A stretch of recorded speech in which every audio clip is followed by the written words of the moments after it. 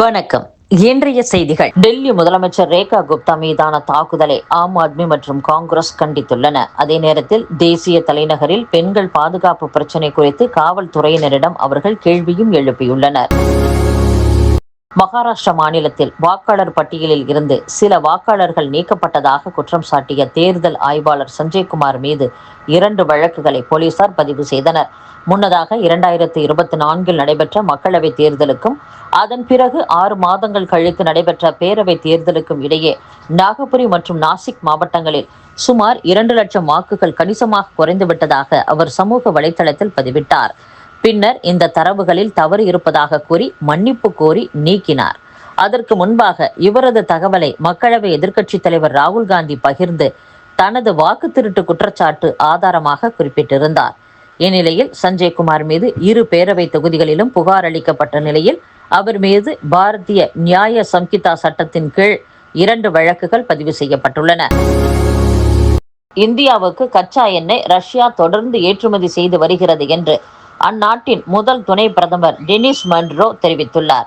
அமெரிக்காவின் வரி விதிப்பு நடவடிக்கையை தொடர்ந்து ரஷ்யாவிடமிருந்து எண்ணெய் வாங்குவதை இந்தியா ஏற்கனவே நிறுத்திவிட்டதாக அமெரிக்க அதிபர் டொனால்ட் ட்ரம்ப் அண்மையில் கூறியிருந்த நிலையில் இவ்வாறு அறிவிக்கப்பட்டுள்ளது.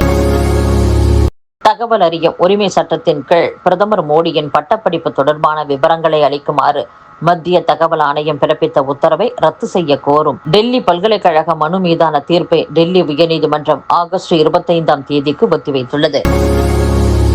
5000 கிலோமீட்டர் வரை தொலைவிலான இலக்குகளை குறிவைத்து தாக்கும் அக்னி 5 பாலிஸ்டிக் ஏவுகணை சோதனை வெற்றிகரமாக நடைபெற்றதாக பாதுகாப்பு அமைச்சகம் தெரிவித்துள்ளது.